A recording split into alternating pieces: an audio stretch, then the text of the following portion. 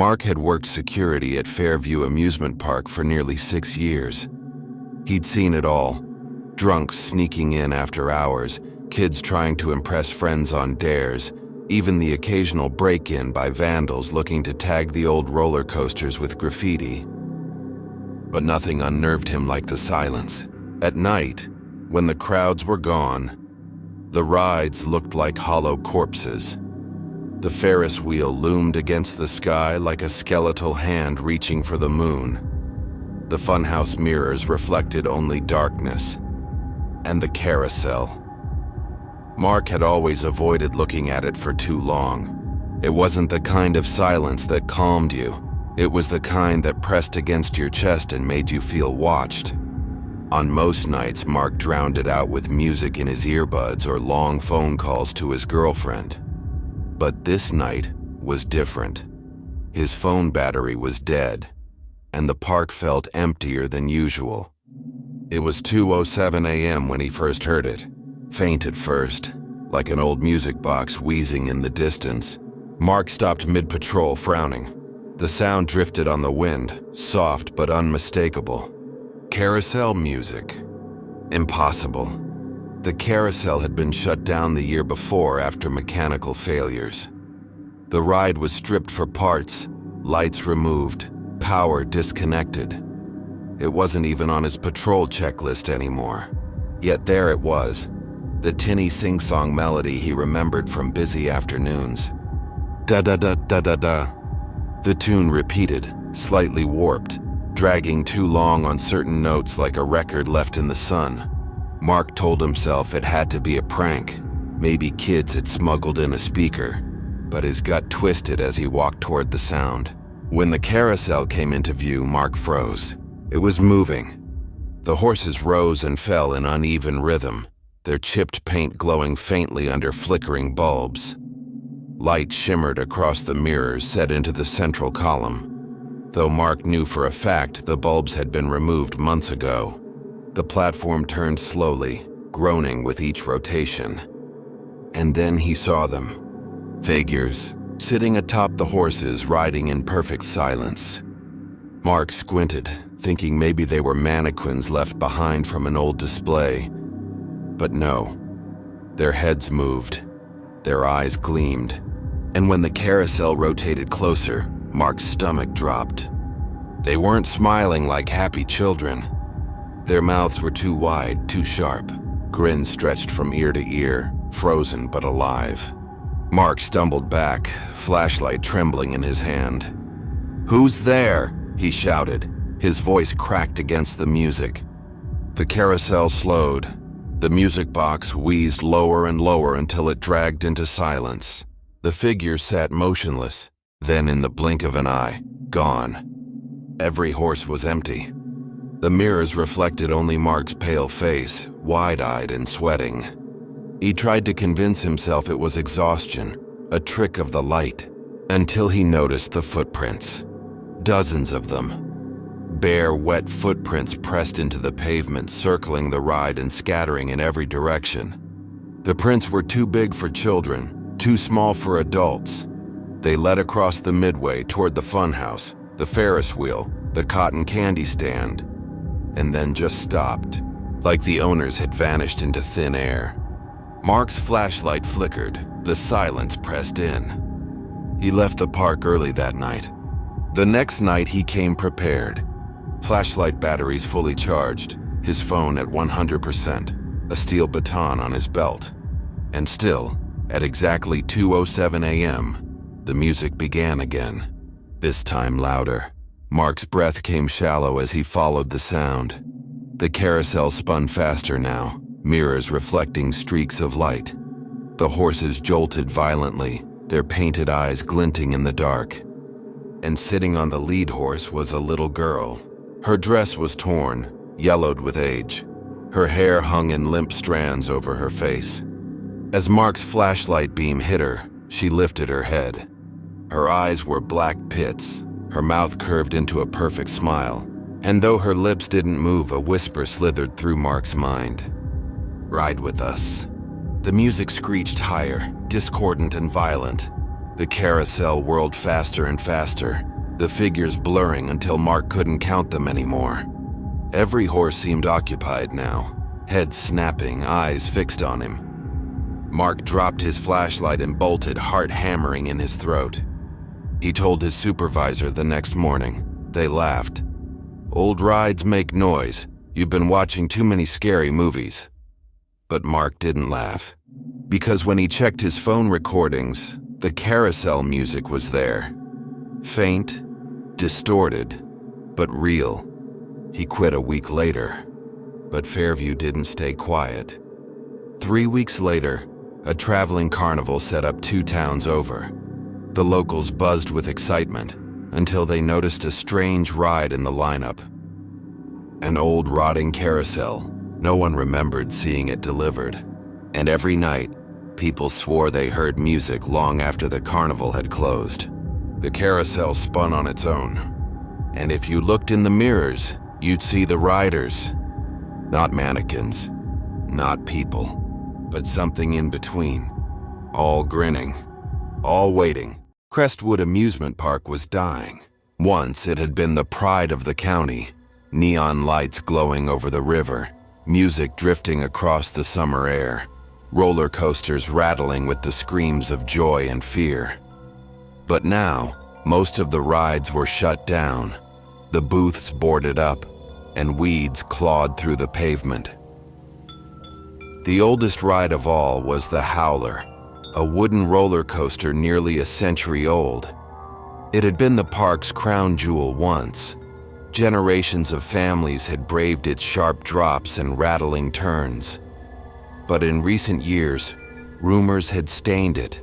Stories of accidents, disappearances, and nights when the ride would turn itself on, running empty cars in the dead of night.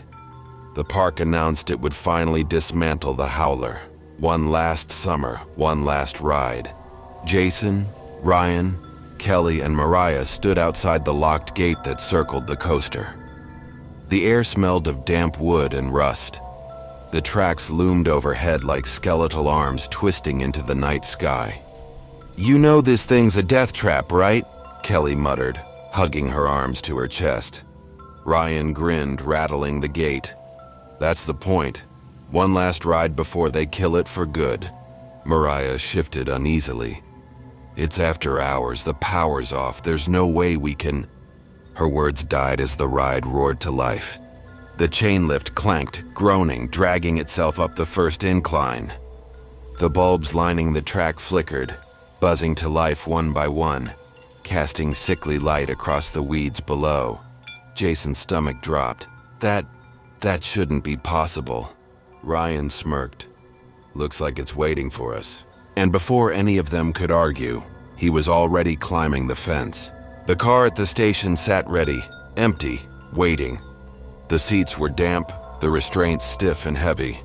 They clicked down tighter than Jason remembered, locking with a sound like bone snapping. Mariah forced a laugh. "Okay, this is insane. Who's even running it?" Jason glanced around the deserted station. No workers, no ride operator, just shadows stretching across the cracked concrete. The car jolted suddenly, lurching forward. The chain dragged them up the first hill. The park below shrank, swallowed by darkness. The sky looked wrong, too black with no stars above. At the crest of the hill, Ryan threw his arms in the air. "Woo, last ride, baby!" The car plunged. Kelly screamed. For a few moments it was fun. Terrifying, but fun. The kind of thrill they remembered from childhood. But as the ride thundered on, Jason's excitement drained. Something was wrong.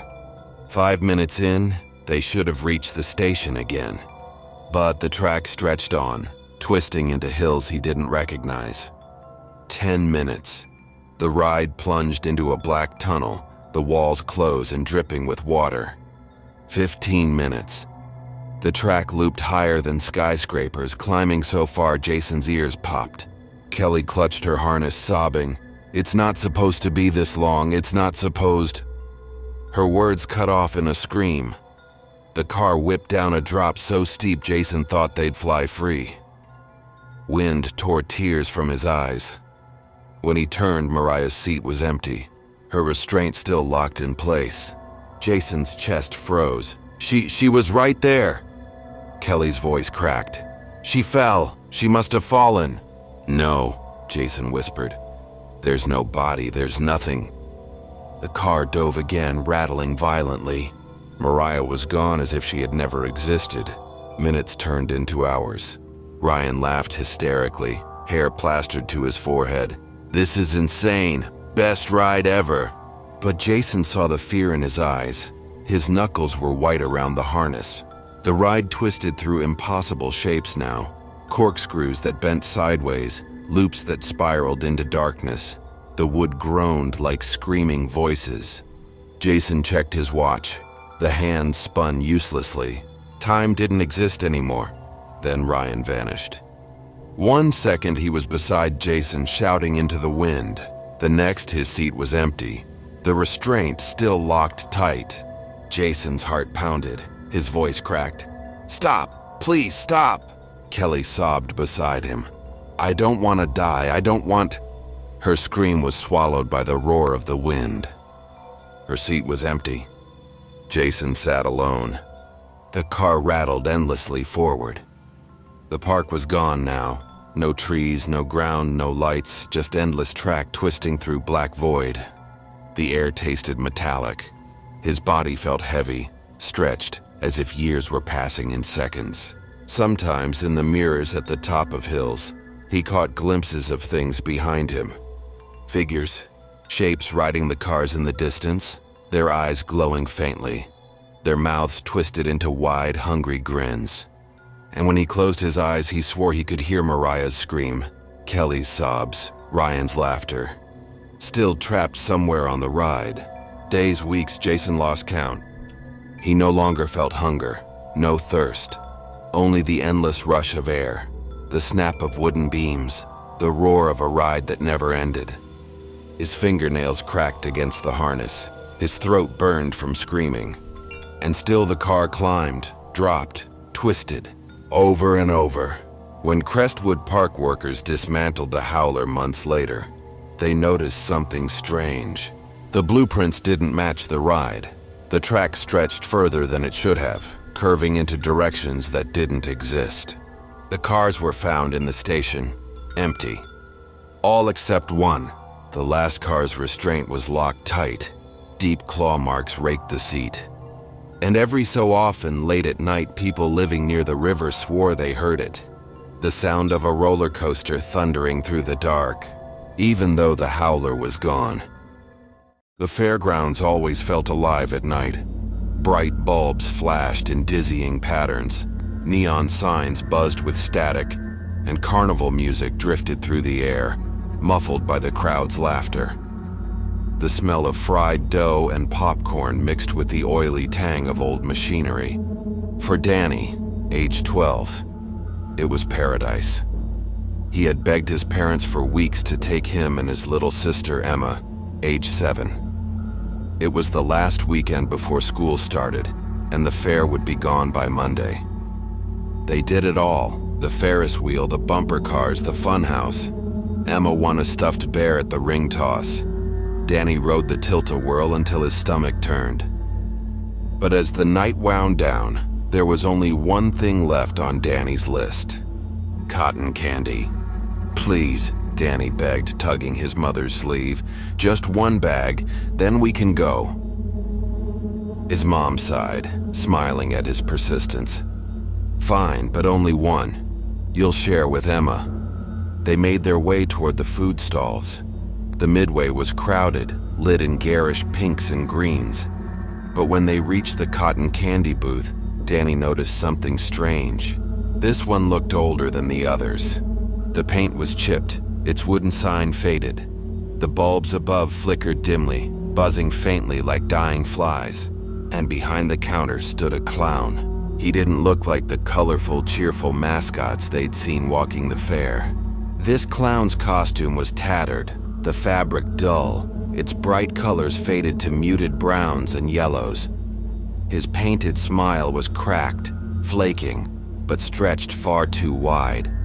His eyes were dark, wet, and heavy with something Danny couldn't name. His hands, long and pale, curled around the stick of sugar he was spinning. "Evening," the clown rasped, voice rough and broken. Danny's mom hesitated. I thought the park stopped using clowns years ago." The clown chuckled. It was low and wet, like air bubbling through water. "I've been here a long, long time."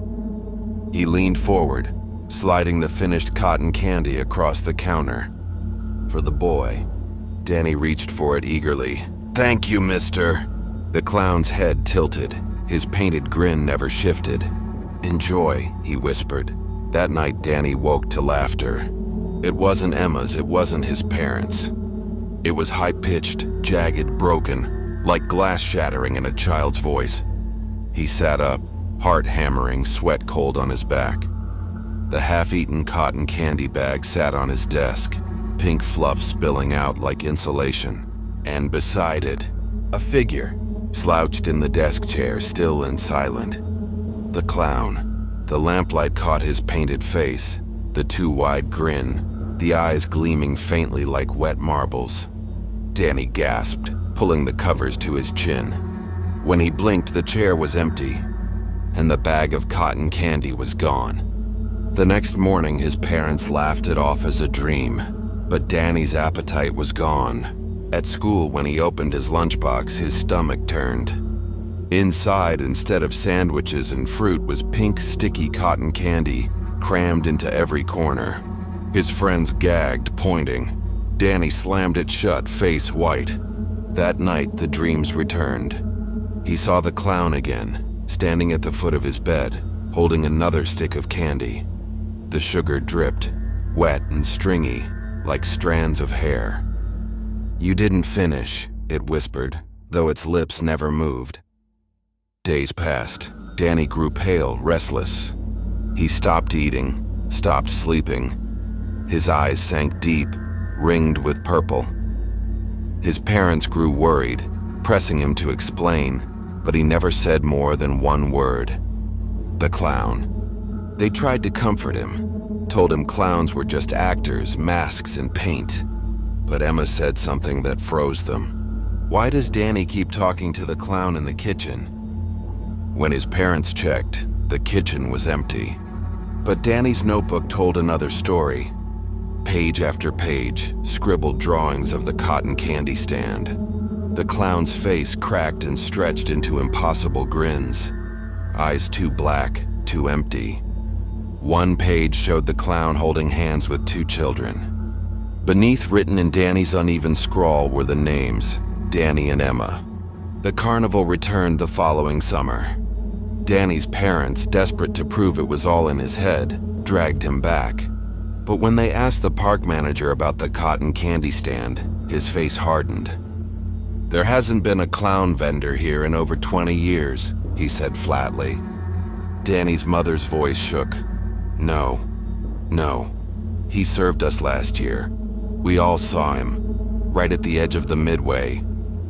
The manager shook his head. "That booth burned down in '89, gas leak. Took the worker with it. He was dressed as a clown." That night, the laughter returned. This time louder. Danny's parents rushed downstairs and froze. Two voices. Danny's, Emma's, laughing with something else in the kitchen. The room was empty when they arrived. Only the kitchen table remained.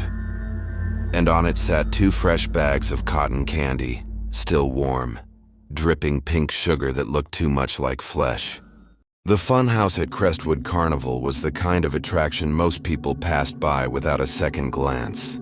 Its paint peeled in wide strips, revealing gray wood beneath. Half the bulbs in its sign were burnt out, so it only flickered weakly. Funho. The clown face painted above the door was faded, its grin warped by weather and age. To most kids, it was a joke. But to Danny, Emma, Mark, and Lila, it was a dare. "Bet you can't make it all the way through without screaming," Mark said, smirking as they stood in front of the dark entrance. Emma rolled her eyes. "It's just mirrors and squeaky floors, big deal." But Danny felt a chill the moment they stepped inside. The sound of the carnival vanished as soon as the door shut. The music, the rides, the laughter, all gone. It wasn't muffled. It was erased, as if the funhouse floated in its own pocket of silence. The first room looked normal enough. Mirrors lined the walls, some tall, some bent, some cracked into spiderweb patterns. Colored bulbs glowed faintly overhead, buzzing like flies. Mark laughed, flexing in front of a stretched mirror. "Look at me, I'm 8 feet tall," Lila giggled, standing beside him. But her reflection didn't giggle. It frowned. She froze. "Did you see that?" "What?" Mark asked. But the reflection was smiling again, perfectly in sync. As they went deeper, the mirrors grew stranger. Danny noticed his reflection wasn't looking at him anymore. It was looking slightly above him, like something was standing just behind his shoulder. He spun around, nothing. When he looked back, his reflection was smiling, even though his own lips were pressed tight. He whispered to Emma, "Did you see that?" Emma shook her head, but her reflection didn't. It grinned wide, teeth too many, too sharp. Danny pulled her away. "Let's just get to the end." The hallway twisted endlessly. Sometimes it sloped downward, the air growing colder until they could see their breath. Sometimes it tilted so sharply they nearly fell. The mirrors reflected them from every angle, but some didn't copy their movements. Mark pressed a hand to one mirror, trying to steady himself. His reflection leaned forward, pressing its face to the glass. Its lips moved. "Let me out." Mark yelped and stumbled back, swearing. But when they all looked again, the reflection matched him normally. "Seriously," Lila whispered, voice shaking. "I don't like this." They walked for what felt like an hour. Their legs ached and the air smelled like mildew and rust. Lila trailed behind, staring nervously at the mirrors. Then she screamed. The others spun around. Her reflection wasn't copying her anymore. It was slamming its fists on the glass, mouth stretched wide in a silent scream. Lila clutched her throat, choking, as if something was pressing down on her. Danny grabbed her arm and yanked her forward. The mirror cracked, a jagged line running across the reflection's face. For a moment it looked like blood trickled from the crack. They ran. At last they saw it, the glowing exit sign at the end of a long corridor. Relief surged through them and they sprinted. The mirrors on either side blurred as they passed, warped faces flashing in the glass. Danny reached the door first. He stopped dead. His reflection wasn't moving. It stood there in the mirror beside the exit, smiling too wide. Then it raised its hand and waved. Danny's hand was at his side. The others crashed into him, shouting for him to open the door. The reflection's smile grew wider, teeth stretching until its cheeks split. Lila shoved the door and they spilled out into the night air. Sound crashed back in, music, laughter, the whir of rides. They gasped, shaking, trying to laugh it off. But when Danny looked back, his blood turned to ice. Through the glass doors of the funhouse, his reflection still stood there, smiling. And behind it, the mirrors were filled. Dozens of pale faces pressed against the glass, watching silently. None of them matched anyone outside. The carnival closed the funhouse the next year. Too many reports of kids going missing inside. Too many complaints about bad feelings. They boarded it up, nailed the doors shut. But locals say if you walk past it at night, you'll still hear faint thuds, like fists pounding on glass. And if you dare to peek through the cracks, you won't see your own reflection staring back. You'll see someone else, smiling, waiting. The Harper family had been on the road for 10 hours. James gripped the steering wheel tightly, eyes scanning the empty stretch of two-lane highway. The map app had glitched hours ago, sending them down back roads that twisted deeper into the woods. Claire sat beside him, staring out the window, her face tired in the dim dashboard glow. In the back, Lucy sang quietly to herself, clutching her stuffed bear. "Daddy," she piped up suddenly, pointing. "Look, lights!"